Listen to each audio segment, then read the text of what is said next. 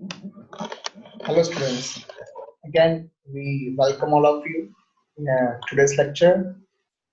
आज जो डिस्कस होने वाला है वो चैप्टर स्टैंडर्ड 11th के अंदर जो चैप्टर का नाम है वो यूनिट्स एंड मेजरमेंट। ये सेकंड लेक्चर से इस चैप्टर का हमने पहले एक चैप्टर जो पढ़ा था उसके आगे के पॉइंट में आज हम डिस्कशन देने वाले हैं। Myself, Professor G.B. Jani from SK Education Hub. 649427729500। This is WhatsApp number. आप सभी यदि आने वाले लेक्चर्स की जो इंफॉर्मेशन लेना चाहते हैं तो जो चैनल को सब्सक्राइब कीजिएगा एंड आपको यदि कोई सवाल हो तो आप इस नंबर पे WhatsApp message means you can send a WhatsApp message on this number. Last topic के अंदर हमने डिस्कस किया था कि यूनिट क्या होता है, how the unit should be. Also we discuss about fundamental units, fundamental physical quantities. उसके बाद derived units, derived physical quantities and types of SI system. This one was CGS, NKS, NKSA, ES and SI system किया था। So let we move ahead, थोड़ा सा आगे जाते हैं। ये आज का जो लेक्चर है उसके अंदर हम ये टॉपिक को कवर साथ में लेने वाले हैं। So यहाँ पे थोड़ा एक पॉइंटर ले लेते हैं। Today we are cover this point. Specific objective of these lectures are to discuss ये टॉपिक्स आने वाले हैं। आज हमारा सबसे पहला पॉइंट होगा practical norms for the use of the SI system. SI system use करने का जो वे है, तरीका है, उसके नॉर्म्स क्या है, उसके नियम क्या है। Second is a supplementary units. जिस तरह से हमने फंडामेंटल यूनिट्स पढ़े थे, डिराइव्ड यूनिट्स पढ़े थे, उसी तरह से इस सप्लीमेंट्री यूनिट्स हमें बहुत काम में आने वाला है ना। In the 12th science also we will going to use these equations of the supplementary units. Then after the measurement of the length, यहाँ पे इस चैप्टर में 3 मेजरमेंट आने वाले हैं, लेंथ का, मास का एंड टाइम का। हालांकि वो हमारे फंडामेंटल यूनिट्स है। फंडामेंटल यूनिट्स में सॉरी फंडामेंटल फिजिकल क्वांटिटीज क्या थी, पहली लेंथ आती थी, बाद में मास, उसका टाइम आता था। तो हम यहाँ आज लेंथ पढ़ लेंगे, मास और टाइम हम नेक्स्ट लेक्चर में देख लेंगे। ठीक है, तो आज ये 3 टॉपिक होने वाले हैं। Practical norms for the use of SI system, supplementary units and the measurement of the length. So let me start with the first topic, practical norms for the use of the SI system. SI system को use करने के नियम क्या है, यानी कि जब हम किसी फिजिकल क्वांटिटी का यूनिट लिखते हैं ना, whenever we are going to write a unit of any physical quantity, what precautions we have to take or what are the rules for that, इसको नॉर्म्स बोला गया है। तो यहाँ पे जो सबसे पहला नॉर्म्स है वो है unit of every physical quantity should be represented according to its symbol. इसका मीनिंग क्या हुआ कि भाई जो भी फिजिकल क्वांटिटी है उसका जो यूनिट होता है उसका खुद का अपना सिंबल है, तो आपको वही सिंबल यूज करना पड़ेगा। जैसे कि मीटर के लिए एम होता है, सेकंड के लिए स्मॉल एस है, आप उसमें कोई चेंज नहीं कर सकते। आप अपने हिसाब से नहीं बोल सकते हम सेकंड का यूनिट कुछ और बना दें, नहीं। तो हर एक फिजिकल क्वांटिटी का जो यूनिट होता है वो पहले से प्री डिफाइंड है, उसका अपना खुद का सिंबल है and we all have to use that symbol. जैसे कि रेजिस्टेंस का सिंबल ओमेगा है ना, ओम आता है, तो आप उसका सिंबल चेंज नहीं कर सकते कि भाई ओम का सिंबल चेंज कर देते अपने हिसाब से। ओके, तो जो फिजिकल क्वांटिटी का यूनिट है वही यूनिट हम सबको यूज करना पड़ता है। This is a basic thing. Second one is a most important, no full stop should be used within or at the end of the symbol of it. जब हम उसके सिंबल को यूज करते हैं ना तो उसके बीच में है ना, उसके बीच में या फिर उसके एंड में या कहीं भी फुल स्टॉप नहीं आना चाहिए। आप बोलेंगे सर थोड़ा समझाइए। जैसे कि चलो इसका एक एग्जांपल लेते हैं कि भाई किलोग्राम का यदि इसको लिखना चाहते हैं, किलोग्राम शुड बी रिप्रेजेंटेड, तो उसको कैसे लिख सकते हैं? तो आप समझा केजी, तो देखिए केजी है तो this is a correct method. ठीक है, मैंने कुछ भी कहीं सिंबल सॉरी फुल स्टॉप नहीं किया हुआ है, बट यदि मैं ऐसे लिख दूं तो के डॉट जी तो गलत है, के जी उसका डॉट करता हो तो भी गलत है। तो कहीं पे भी डॉट नहीं आना चाहिए, डॉट नहीं आना चाहिए, कॉमा भी नहीं आना चाहिए। तो उसका जो अपना सिंबल है तो उसमें क्या बोले कि no full stop should be used between और at the end of symbol of unit. पहला क्या था, unit of every physical quantity should be represented according to its symbol, उसका सिंबल होगा उसी तरह से यूज करना है। Second, there is a no full stop within or at the end of symbol of unit. Third one, symbol of unit always take a singular form. उसका meaning क्या होता है, तो भाई वो कभी per form के अंदर यूज नहीं हो सकता है ना। we have to use this unit, the symbol of the unit in a singular form. Like example, मैं बोलता हूँ 50 kg, तो मुझे 50 kg लिखना है ना। इधर मुझे पता है कि 50 सिंगुलर फॉर्म नहीं है, वो तो ज्यादा क्वांटिटी हुआ, तो मैं पीछे s या es नहीं लगा सकता। इट इज नॉट इंग्लिश, ठीक है ना, इंग्लिश में जैसा रहेगा तो ऐसा नहीं हो सकता। मुझे यदि लिखना है यहाँ पे 500 मीटर, तो मैं ऐसे ही लिखूंगा। यदि किसी ने ऐसे लिखा तो वो गलत हो जाएगा। देखिए 50 kgs या 500 meters, this is a incorrect method. हमें कैसे लिखना पड़ेगा, जैसे यहाँ पे लिखा हुआ है 50 kg 500 meters, always in a singular form, kg metre second जो भी उसका होता है फॉर्म उसमें लिखना पड़ेगा। So first one is unit of every physical quantity should be represented as per its symbol. After no full stop should be used within or at the end of symbol, and the third one is a symbol of unit always take a singular form. Fourth one, full name of unit when it is named after scientist. तो भाई जब उसका full name हम लिखना चाहते हैं तो full name of unit is not written with a capital letter. तो पहले तो आप यदि किसी यूनिट का कोई यूनिट है जो साइंटिस्ट के नाम के ऊपर से बना एंड आप उसको उसका जो फुल नेम है तो आप उस फुल नेम को कैपिटल लेटर में नहीं लिख सकते। बट यदि आप उसको सिंबल में लिखना चाहते हो ना, but symbol of unit should be in a capital letter. तो पहले क्या हुआ कि यदि कोई यूनिट है जो साइंटिस्ट के नाम के ऊपर से बना है तो हम उसको कैपिटल लेटर के अंदर नहीं लिख सकते। बट यदि वो हमें सिंबल के तौर पर लिखना है, शॉर्ट में लिखना है ना, तो आपको कैपिटल में लिखना पड़ेगा। इसका एक एग्जांपल लेते हैं। फोर्स का यूनिट क्या होता है, न्यूटन होता है। क्या होता है बेटा, यूनिट ऑफ फोर्स क्या होता है, न्यूटन। अभी न्यूटन क्या था, साइंटिस्ट का नाम है, तो अब न्यूटन कैसे लिखेंगे, तो देखो न्यूटन लिखने के दो मेथड। यदि आप पूरा नाम लिखना चाहते हो तो सभी के सभी अल्फाबेट आपके स्मॉल होने चाहिए, कोई भी कैपिटल नहीं होना चाहिए। बट यदि सिंबल में लिखना चाहते हो तो देखिए एन कैपिटल है, ठीक है। यदि किसी ने ऐसे लिखा तो गलत है, यहाँ पे आप एन कैपिटल नहीं लिख सकते हैं ना, ऐसा भी पूरा यहाँ पे कैपिटल में लिखते हैं। सो this is a proper method when the unit is with the name of the scientist, है ना, उसके नाम के ऊपर से या उसके नाम के साथ बना होता है। तो उसको यदि आपको कंप्लीट लिखना है तो सभी अल्फाबेट जो हमारे होते हैं वो कैपिटल नहीं होने चाहिए। शॉर्ट फॉर्म में लिखना है तो कैपिटल ही होनी चाहिए। ये 2 मार्क का मोस्ट टाइमली क्वेश्चन है कि what are the practical norms for the use of the SI system. So the first one क्या बोला था हमने, unit of every physical quantity should be represented according to its symbol. Then after no full stop within or at the end of symbol of units always take a singular form, and the last one is regarding the name of the scientist, उसके नाम के ऊपर से, तो ये दो math है। Okay, तो अभी हम थोड़ा सा आगे जाते हैं, overhead. Now supplementary units. So there are mainly two supplementary units. First one is a plane angle. These both supplementary units we have to understand by using the figure, है ना, फिगर के ऊपर जिसको समझना पड़ेगा। तो उसकी डेफिनेशन भी देख लेते हैं। It's a mathematical equation. So the plane angle is defined as the ratio of length of arc to the radius arc of a circle is called the plane angle.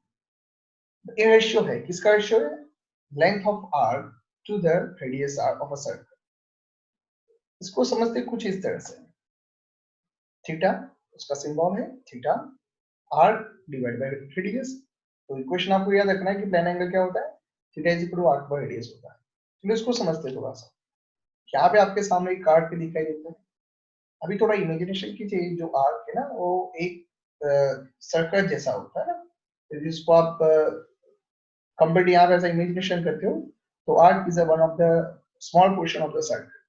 तो ये सर्कल होता है तो इसका क्या होगा, सेंटर भी होगा। तो लेट मी से यहाँ पे कहीं पे सेंटर होना चाहिए, तो सेंटर होगा तो सेंटर की रेडियस होगी। तो देखिए यहाँ पे क्या बन गया, this one is radius and उसका सेंटर है। तो थोड़े से यहाँ पे नाम देते हैं हम लोग, arc A B, centre O, तो this one is called the theta. तो थीटा यानी कि प्लेन एंगल। तो थीटा इज इक्वल टू क्या हुआ, arc A B divide by radius. तो मैंने यहाँ पे लिखा arc A B divide by radius arc. So this is our equation and उसका यूनिट क्या होता है, रेडियन होता है ना। मोस्ट टाइम भी है कि प्लेन एंगल का यूनिट क्या होता है, रेडियन होता है। उसको उसका सिंबल क्या है, तो आर ए डी स्मॉल में लिखना है, देख लीजिए फिर से यहाँ पे आर ए डी उसका symbol. So this is a first supplementary units plane angle. It is a ratio of the arc of radius, sorry, arc of length of arc to the radius of the circle. Now second, continue, second है solid angle. तो solid angle का symbol क्या होता है, omega. क्या symbol होता है उसका, omega. This is symbol of the solid angle क्या है, the ratio of the interception area of a spherical surface described about apex O at the center to the square of the radius r is called the solid angle. In short आप इतना याद रखिए कि omega is equal to क्या होता है, delta A intercepted region. So this one is called the intercepted region, delta A divided by radius. A 3D में होता है, तो delta A divided by r square, है ना, स्क्वायर ऑफ रेडियस था।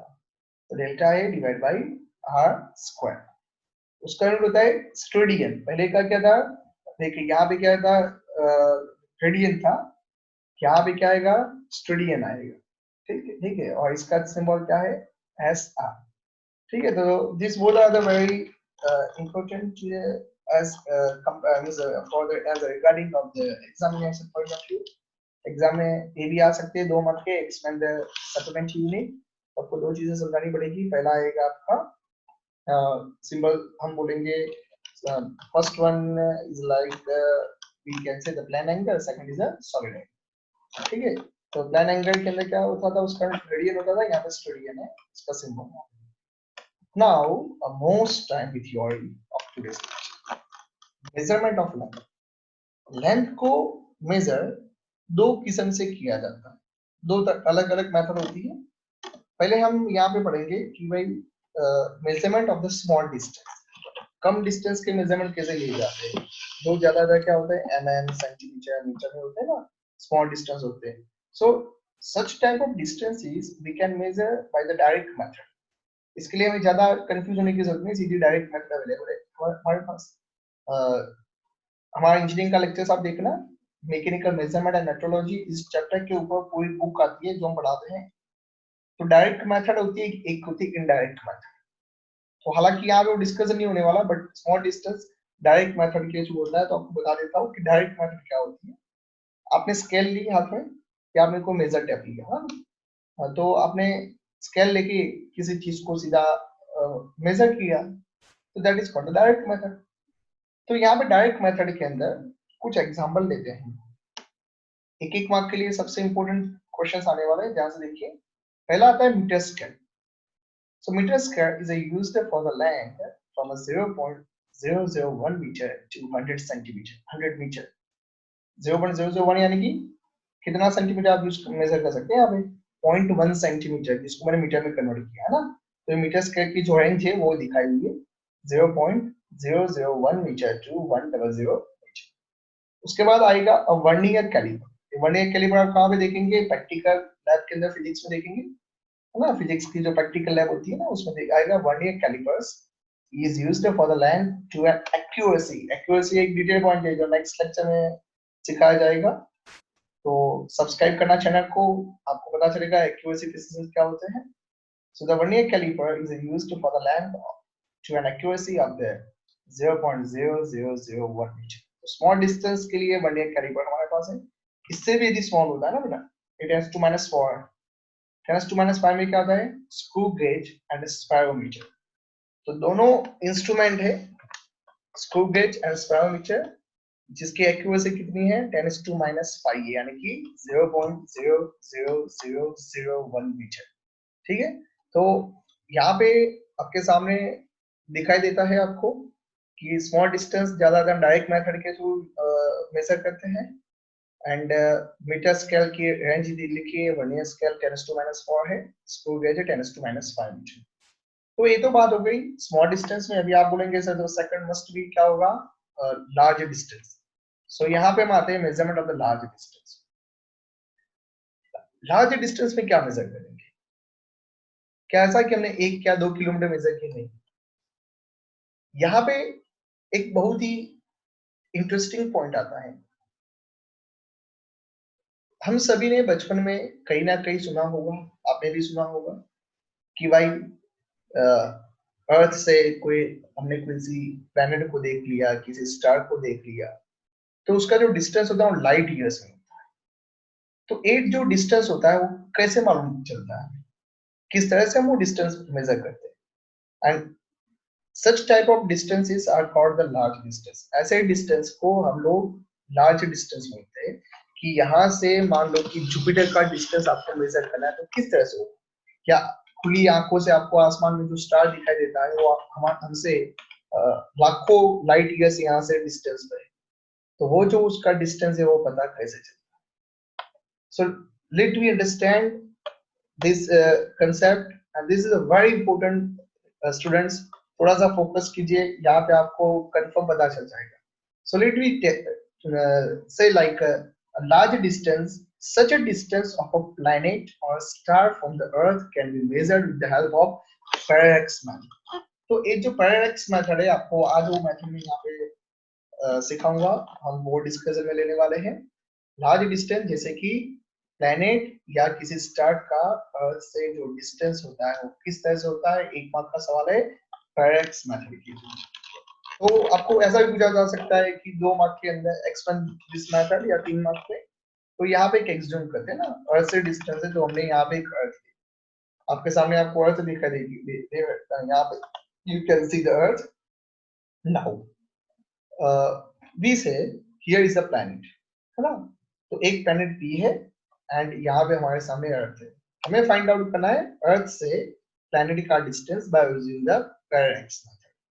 पैरालैक्स मेथड के ऊपर एक पूरा वीडियो बनाएंगे एंड वो आपको यूट्यूब पे हम चैनल पे यहाँ उस पर अपलोड कर देंगे। आप चैनल को सब्सक्राइब करना, तो आपको बहुत सारे जो टेक्निकल टर्म्स वाले जो वीडियो बनाने वाले आपको मिलते रहेंगे। तो अर्थ से हमें प्लैनेट का डिस्टेंस मेजर करना है। तो हम यहाँ पे सबसे पहले अर्थ के जो 2 डायमीटर होते हैं ना, अर्थ के 2 पॉइंट जिसको डायमेट्रिक पॉइंट बोला गया है, ए एंड बी, तो उस 2 पॉइंट से हमें, जैसे उसका डायमीटर यहाँ पे बी जितना है, इसका डायमीटर का सिंबल हमने क्या लिया है, स्मॉल बी। तो इन दोनों पॉइंट से हमें पी को ऑब्जर्व करना है इन दिस मैनर। तो आपने ए से पी को देखा एंड बी से हमने पी पॉइंट को देखा। So P A and P B जो डिस्टेंस हुआ, जो डिस्टेंस को हमने लिखा है कैपिटल डी। दोनों डिस्टेंस क्या होगी, इक्वल, क्योंकि अर्थ के दोनों डायमेट्रिक पॉइंट। ठीक है नाउ, तो यहाँ पे ये जो एंगल बना, that angle is called theta. And theta क्या था बेटा, प्लेन एंगल था। तो प्लेन एंगल का इक्वेशन था आर्क डिवाइड बाय रेडियस। तो देखिए यहाँ पे आर्क क्या बना हुआ है, AB। AB is called the arc and distance यानी कि this one is called the radius. तो फिर से यहाँ पे बताता हूँ, चलिए एक बार फिर से देख लेते हैं ना। यहाँ पे क्या है, अर्थ है, अर्थ के ऊपर, अर्थ से यहाँ पे एक प्लैनेट है जिसका डिस्टेंस मेजर, जिसका डिस्टेंस हमें फाइंड आउट करना है। This is a diametric point of the earth AB। Now this one is the diameter of the earth small b। Focus from the A and B to the point P. P and PB are the distances D. Now, this one is a plane angle. So plane angle theta is equal to क्या होता है, arc by radius। आगे में अभी आज हम पढ़े। Now यहाँ पे arc क्या होगा, AB। Arc is AB and the radius is a B to B।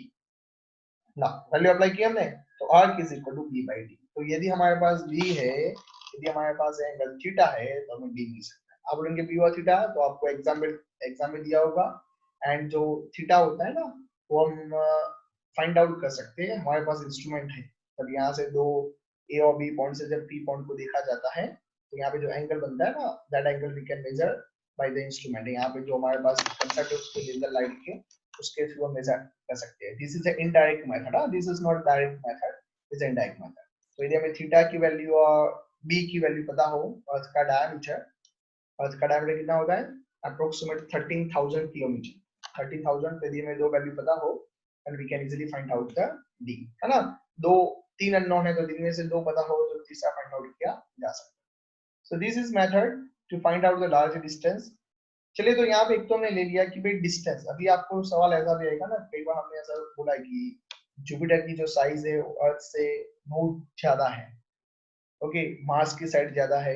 तो सवाल आएगा जुपिटर पे अभी तक हम नहीं पहुंच पाए, इवन हम मार्स पे भी नहीं जा पाए, तो हमें यहाँ से बैठे बैठे कैसे पता चला कि जुपिटर हमसे काफी बड़ा है, ओके। और उसकी साइज हमने एग्जैक्ट एक्यूरेसी के साथ ही, इवन बच्चों आपको ऐसा थोड़ा अजीब लगेगा, उनके मास कितने होते हैं ना, वो भी हमने फाइंड आउट किया। तो ये चीज पता कैसे चलेगी, तो एक उसका भी एग्जांपल लेते हैं। Measurement of a size of planet और स्टार, है ना, प्लैनेट की साइज मेजर करते हैं आज। तो चलिए एक एग्जांपल लेते हैं, फिर से यहाँ पे अर्थ, चलिए यहाँ पे एक प्लैनेट है इसमें, है ना, ऊपर आसमान में दिखाई देता है, एक प्लैनेट हमें दिखाई दिया है। हमें इस प्लैनेट का डायमीटर फाइंड आउट करना है। अर्थ से ऊपर एक पॉइंट O है and this one is the diameter of the planet AB। तो हमें AB की वैल्यू फाइंड आउट करनी है। तो यहाँ पे हम अर्थ के O पॉइंट से ऊपर से A और B दोनों को ऑब्जर्व करने वाले हैं and small d is the diameter of the planet. ठीक है, तो हमने O पॉइंट से पहले हम A को और B को देखेंगे, जिसका डिस्टेंस है कैपिटल D, जो हमें पता होगा प्रीवियस मेथड के थ्रू हम डिस्टेंस पहले से मेजर कर देंगे। ठीक है, now this one is called the theta, again plan angle. तो थीटा इज इक्वल टू क्या होता है, arc divide by radius. Arc क्या होगा AB, रेडियस क्या होगा O से B, बोलिए O से बोलिए capital D। So theta is equal to small d divide by capital D। अगेन हमें स्मॉल d चाहिए तो स्मॉल d को सब्जेक्ट बना देंगे, तो कैपिटल D थीटा के साथ मल्टीप्लाई हो जाएगा and we can find out the answer. So this is a basic method to find out the, or we can say the for the measurement of the large distance as well as for the short distance. यदि आपको कुछ भी doubt हो then you can send a message. आप अपने feedback भी दे सकते हैं, कमेंट भी दे सकते हैं। Thank you so much lecture to be present in the lectures. हम नेक्स्ट लेक्चर्स के अंदर बहुत ही जल्दी मिलेंगे। अगेन हम आप सभी का स्वागत करते हैं। Thank you so much.